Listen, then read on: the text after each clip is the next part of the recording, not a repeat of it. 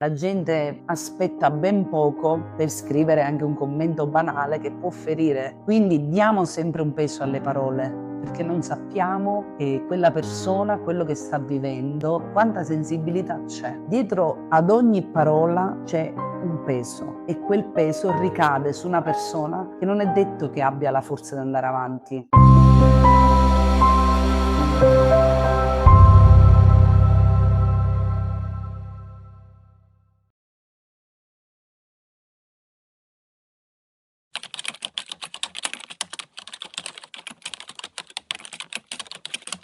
Ciao a tutti, vi voglio veramente ringraziare di cuore, non mi sarei mai aspettata che dai miei video uscissero fuori insomma tutti questi bei complimenti che mi avete fatto. Sono dei video fatti comunque molto casarecci come mi vedete, sono ecco dentro casa mia e a parlare di ciò che mi è più a cuore. Forse per quello è arrivato il mio messaggio di incoraggiamento, di speranza, di parlare di tematiche quali la disabilità.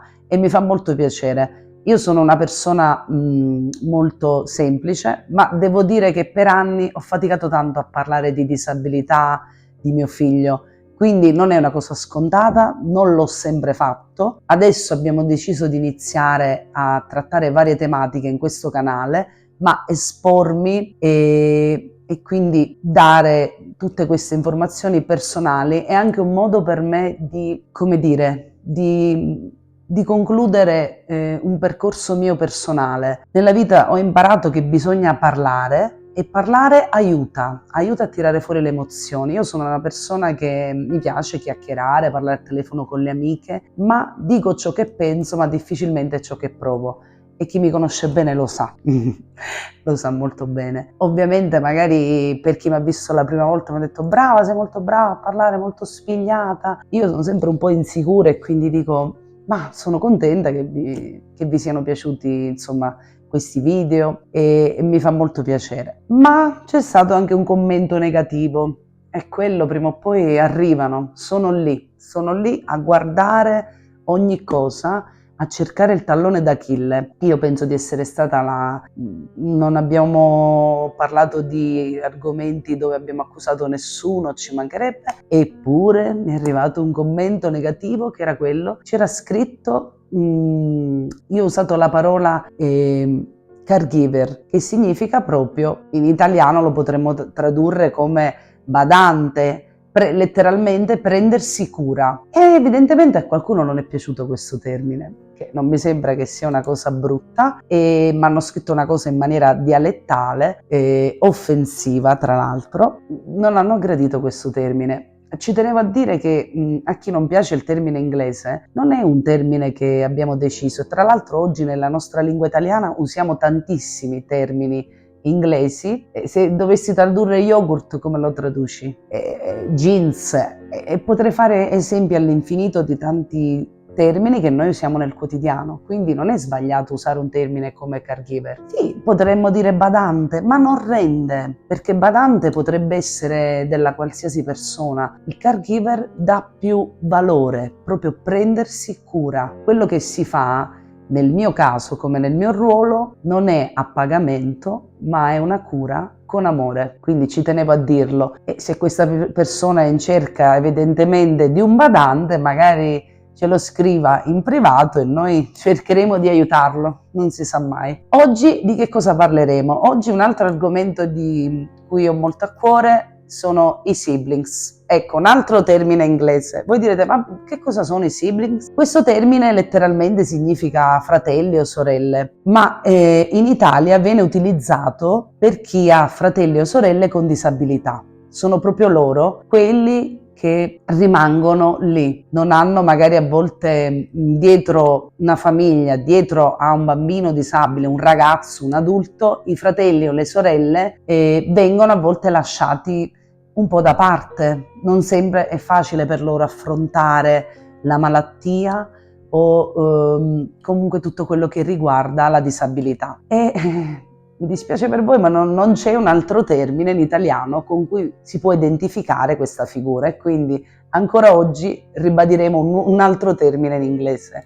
Ma vi aspetto per i commenti, scrivete se preferite dei termini in italiano, magari mi aiutate a trovare un sinonimo di siblings. Allora, come vi ho raccontato, Ismaele è un bambino con disabilità, lui ha 10 anni, ma anche una sorella Violante di 11. Loro si tolgono appena un anno, quasi 13 mesi per l'esattezza. E Violante è la sorella maggiore, quindi immaginate che io sono rimasta incinta proprio in maniera molto veloce dopo la prima e quindi Violante è cresciuta totalmente sempre insieme al fratello, come se fossero gemelli, perché poi quando sei così piccola, un anno, non puoi ricordare la tua vita senza tuo fratello. Quindi con molta naturalezza lei si è sempre affiancata al fratello in maniera delicata, in maniera dolce, e fin da piccola lo vedeva con lo sguardo. Io credo che i bambini abbiano un dono innato. Noi adulti dovremmo veramente imparare dai bambini. I bambini guardano con spontaneità alla diversità. Loro non hanno lo sguardo dell'adulto giudicante, quindi quando guardano un altro bambino, come mio figlio, che quindi magari è seduto su una sedia a rotelle, non cammina, non parla, e per loro è un bambino come loro, magari con delle diversità, ma si sono sempre approcciati i bambini, soprattutto i bambini piccoli, e parliamo della fascia dell'infanzia, che sono quelli ancora più spontanei, e si sono sempre avvicinati a lui con molta curiosità. Molti bambini chiedono come mai non cammina, ma camminerà. Oppure mi è capitato un compagno suo delle elementari l'anno scorso che mi ha raccontato, dice: sai Ismaele, lui racconta tutti i segreti a me. Io sono rimasta, mi sono messa a ridere, ho detto davvero? Sì, noi abbiamo un linguaggio segreto. Quindi questo cosa dimostra?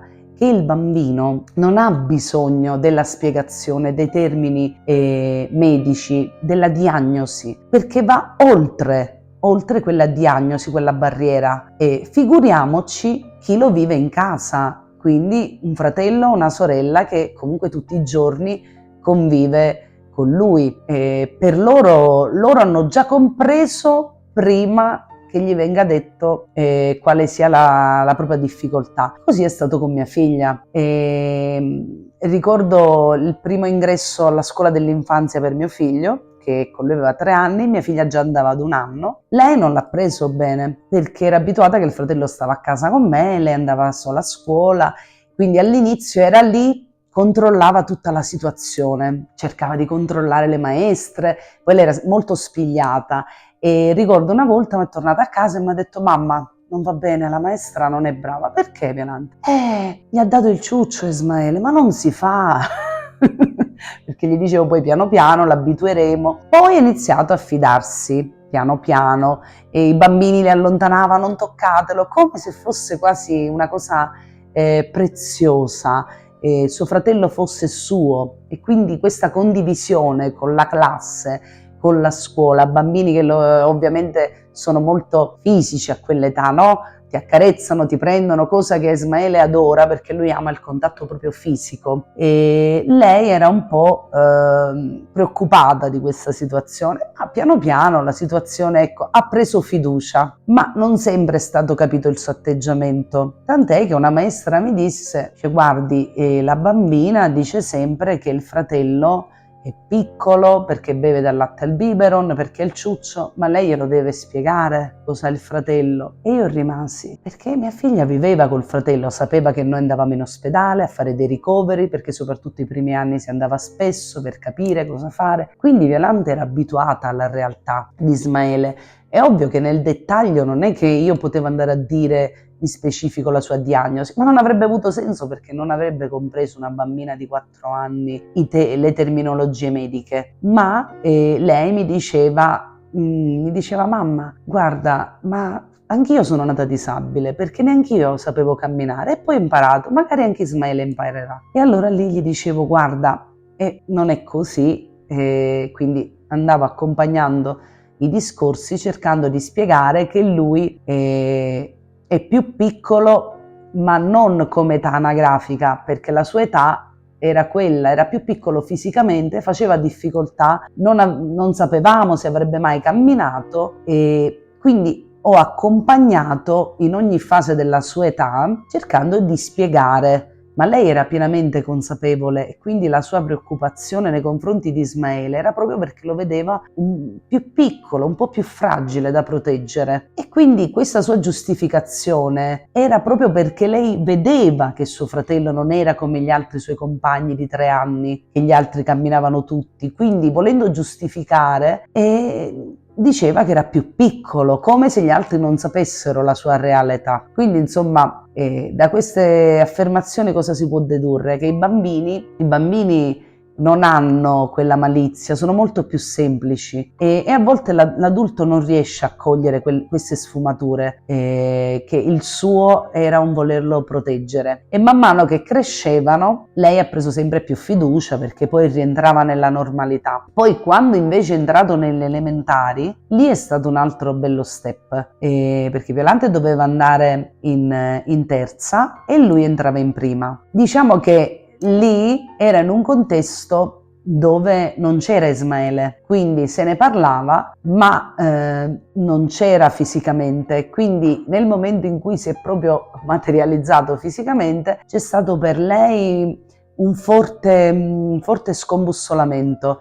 Sicuramente si è sentita di dover affrontare la realtà, perché io parlo di mio fratello, ne parlo, però adesso in un contesto diverso, perché nell'infanzia i bambini sono molto più, più spontanei, più accoglienti. Nelle elementari iniziano, soprattutto dalla terza elementare, un po' ad avere quel distacco, perché è dato dalla crescita, ci sta. Quindi questo tipo di timore che è andato avanti per un bel po', e io a un certo punto ero molto rattristata perché non riuscivo a capire questo malessere. E lei con chi se la prendeva? Ovviamente la mamma, perché la mamma è il capo espiatorio, no? Di ogni problematica. Il papà no, perché per il papà la figlia ha sempre un amore particolare, diciamo così, e invece la mamma è fonte di si vuole bene, si adora, perché è un rapporto bellissimo con mia figlia, però c'è sempre un po' questa lotta. E decisi di parlarne con un'amica di questa cosa. Ho detto: guarda, lei sta vivendo questo periodo, in questo periodo addirittura mi ha detto che erano in mensa insieme nello stesso turno e il mio figlio aveva lanciato il cucchiaio, mi hanno detto che non era vero, come se vuole che io riprenda il fratello in qualche maniera. Allora lei mi ha detto: guarda, prova a parlare io con tua figlia, perché ovvio io sono la mamma e quindi comunque il ruolo non si può cambiare. Parlando con Violante ha compreso qual era il suo disagio, che poi era molto più semplice di quello che io pensavo in realtà, perché poi si iniziano a fare dei castelli in aria infiniti su capire ma qual è il problema nell'età che affronta. Invece il problema era veramente facile. Era che lei in quel momento non lo voleva suo fratello. Suo fratello provava un sentimento di rabbia, di fastidio. Ecco, il termine esatto è quello. Provava fastidio, non lo voleva. Però essendo un bambino che non parla, che comunque non fa nulla, sta lì seduto, non ti fa i dispetti per cui merita un tuo rimprovero. E allora tu vai in frustrazione, perché magari come fai a dire a me madre ma io non lo voglio Ismaele, mi dà fastidio, quando lui realmente non fa nulla per arrecarti questo fastidio. Però sono i sentimenti tipici di tutti i fratelli e sorelle. Io stessa con mio fratello è ovvio che mi rompeva i giocattoli, litigavamo, ed è normale che poi litigandosi tu dici non lo voglio, cioè io volevo stare con le mie amichette e non con mio fratello. Nel caso quando hai un fratello con disabilità la situazione si complica, perché lui non fa niente per essere detestabile e lì quindi cosa avviene? È avvenuto questo senso di colpa. Allora devo fare in modo che tu lo rimproveri, perché poi lei mi diceva, o diceva anche al padre, ma voi non lo rimproverate mai Ismaele, rimproverate sempre me, perché è ovvio che magari hai altre aspettative, come ovvio su ogni figlio sono tutti diversi, ma nel suo caso sistemati la cameretta, fai quello. Quindi il paragone col fratello, che è ovvio che lui non è in grado di compiere quelle azioni, però un bambino le filtra attraverso il canale che comunque lui è suo fratello, lui non fa niente, non viene rimproverato. E io poi ho riflettuto con semplicità, basandomi semplicemente sul mio rapporto con me e mio fratello. E gli ho detto: Violante, io capisco i tuoi sentimenti ed è normale che tante volte non ti va, e magari usciremo solo noi due e usciamo e ci prendiamo un pomeriggio insieme e ci sta che tu dici in questo momento a me non mi va, mi dà fastidio Ismaele, ok, non devi sentirti in colpa per questa cosa. E questo episodio ve lo sto raccontando proprio per farvi capire, per farvi toccare con mano come la vita di un sibling sia più complessa del classico fratello-sorella, perché io fratello-sorella ho un rapporto alla pari, ci litighiamo e poi io vado in camera mia, ti urlo contro, tu mi rispondi, io ho un feedback, ho una risposta, ho uno scontro. Con un bambino non verbale, che comunque con una disabilità grave non ce l'ho questo scontro. Al massimo quello che fa lui è quando si arrabbia che si morde la mano, anche lui va in frustrazione, non ha altri mezzi e comunque non può andare contro sua sorella, non può far nulla. Quindi lei buttava queste frustrazioni su di me, che ero la madre, perché con qualcuno giustamente deve avere uno scarico. E avendo poi compreso questo meccanismo, avendo spiegato a lei che comunque è sempre suo fratello e ci sta, sono sentimenti legati proprio all'essere fratelli, normalissimi, e non sentirsi in colpa, ecco, perché spesso si può cadere in un tranello, come dire tuo fratello non devi dirgli nulla, invece bisogna far comprendere anche a loro che i sentimenti tra fratelli sono gli stessi, solo che sono diversi, perché ovviamente non hai un rapporto che avresti con un tuo coetaneo alla pari, perché non è alla pari, lui è diverso, è ovvio. Talvolta vengono sottovalutati questi aspetti, non vengono compresi comunque a livello anche magari tutto quello che ruota nel contorno, che loro, parlo di mia figlia, quindi dei siblings in generale, faticano tanto a trovare il loro posto nel mondo, faticano a identificarsi. Mia figlia e tutti i suoi fidanzatini, ricordo dell'infanzia, erano tutti bambini, bambini con qualcosa di diverso. Un bambino era autistico, un bambino aveva un altro problema, ma non perché questo significa, anzi assolutamente, però la sua predisposizione nell'aiuto. Lei ha aiutato sempre gli altri, è una cosa sua innata, perché di conseguenza emula ciò che faccio io, prendermi cura di Ismaele, e quindi lei quello che vede fare l'ha poi fatto in automatico, l'ha applicato comunque, l'ha fatto a scuola, nei luoghi, con gli amici, quindi lei era lì a fare, ecco, da badante.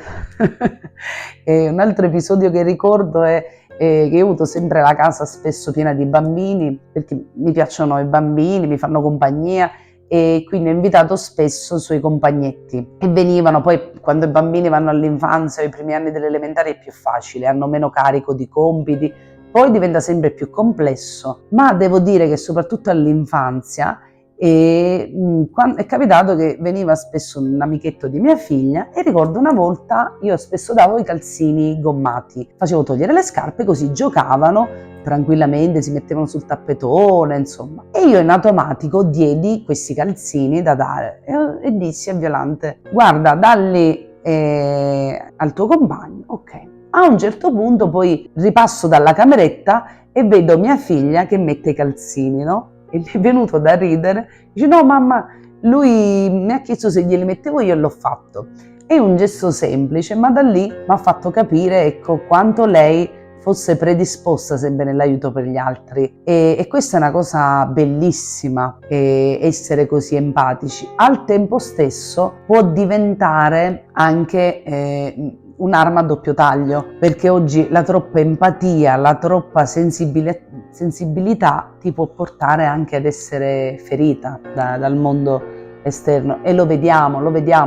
La gente aspetta ben poco per scrivere anche un commento banale che può ferire, quindi diamo sempre un peso alle parole, perché non sappiamo quella persona, quello che sta vivendo, quanta sensibilità c'è. Dietro ad ogni parola c'è un peso e quel peso ricade su una persona che non è detto che abbia la forza di andare avanti, che non ce la fa. Quindi quando noi pensiamo agli adolescenti di oggi, e io sono a volte preoccupata per quello che ci sarà per mia figlia, lei ha 11 anni e mezzo, quindi è in un'età, in prima media adesso, in un'età in cui si cresce e i ragazzi di oggi tendono a tenere tanto il telefonino e a tanto isolarsi. Questo isolamento poi può causare molta più fragilità e quindi bisogna attenzionarli, educarli con le parole a non offendere l'altro perché è diverso. Lei lo fa sempre, lei è molto attenta su questo, non ama vantarsi, è molto brava a scuola e nonostante ciò lei non si vanta perché dice mamma io non lo dico se ho preso un 8 o un 9 perché magari un mio compagno non ha preso un bel voto e allora non mi va di vantarmi perché l'altro rimane male. Talvolta mi racconta che alcuni suoi compagni insistono su sapere il voto, dice dai diglielo, lei dice mamma ma io non lo voglio dire, è privato, proprio per non ferire la sensibilità di un altro compagno. Questa cosa è ammirevole e non è scontata oggi, perché anzi è quasi una corsa, una competizione a chi deve essere il più bravo a raggiungere un voto migliore. Io ho detto sempre che il voto non ti qualifica, è pur vero che per ottenere dei buoni risultati ci vogliono dei buoni voti a scuola, ma se il voto non definisce la persona, quindi però non è facile lottare in un mondo dove il contorno è difficile e io come madre cerco sempre di mettercela tutta, di starle vicino perché da quando lei ha avuto il suo telefonino in prima media, prima usava il mio, ovviamente sta più col telefono. Io metto il tempo limitato, cerchiamo di stare attenti perché non è semplice. Chi comunque ha un fratello disabile vive in maniera anche più ansiosa tutto quello che è la vita, tutto quello che poi circonda, in maniera più amplificata. E cosa si può fare? Quello che si può fare è quello che io cerco sempre di fare, quindi il dialogo, parlarne e dare importanza anche alle cose semplici, anche alle cose che sembrano banali. Non bisogna mai, come dire, vabbè, ma non è importante. No, perché magari per mia figlia è importante quella cosa, perché ha un'età in cui dà un valore diverso al valore che darei io, ovviamente, perché sono un'adulta e magari per quella cosa mi faccio una risata. Per lei può essere una vera tragedia, quindi come madre ho il dovere di comunque starle accanto e incoraggiarla sempre e cercare di proteggerla dal mondo da quanto più possibile. Io spero che la società dia sempre, come dire, che ognuno trovi un proprio posto, ma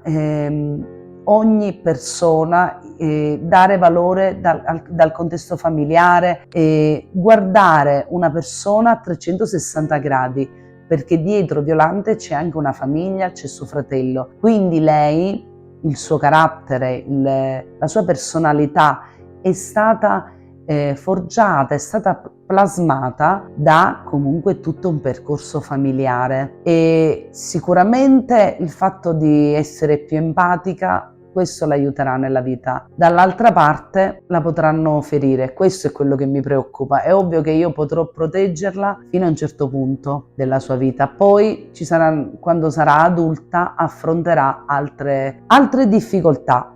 E spesso leggo anche sui social che ci sono diversi gruppi di siblings, ma la maggioranza sono adulti. Diciamo che per i minori si scarseggia ancora, non c'è molto in giro e sarebbe bello poter creare anche dei gruppi di confronto. Ho visto lei quando noi siamo andati alla Lega del Filo d'Oro e ho portato la prima volta anche mia figlia, siamo andati lì una settimana e devo dire che per lei è stata una bellissima esperienza perché lì ha potuto conoscere un'altra bambina di qualche anno più grande dove si sono confrontate e anche lei ha visto una realtà di un'altra sorella, di un'altra sibling come lei con un fratello disabile. Quindi cos'è che aiuta? Il confronto con gli altri che magari non c'è tutti i giorni e quindi creare dei gruppi sicuramente per i ragazzi, quindi bambini, adolescenti, vari ragazzi per i minori, dei gruppi semplicemente di confronto, di dialogo. Questo potrebbe essere importante, crearlo però non solo attraverso comunque degli incontri online, perché gli incontri online io onestamente li vedo più per gli adulti, creare proprio dei gruppi in presenza. Spero che questa cosa avvenga, già avviene, ma sono più le onlus che cercano di creare qualcosina. Ho visto a Nord Italia che c'è qualcosa. Io spero che questa cosa possa diventare anche una pratica comune da poter fare attraverso comunque attraverso il proprio comune dove si abita, e chissà, comunque magari sempre dialogando il più possibile di queste tematiche si può arrivare a fare un bel percorso, in modo che tutti i ragazzi, perché sono tanti poi i siblings, si possano trovare tra di loro a parlare, a confrontarsi e a non sentirsi poi un passo in meno, perché loro non hanno un passo in meno, ma loro camminano accanto al fratello o alla sorella. E con questo spunto di riflessione vi lascio, ma spero che voi commentiate, anzi, perché no, fatemi delle domande, cosa vi piacerebbe di cosa potremmo parlare. Quindi commentate, fate domande, magari mi darete anche dei suggerimenti sulla prossima tematica. Scrivete, abbiamo un indirizzo email nella community e fatemi sapere cosa ne pensate. Ciao!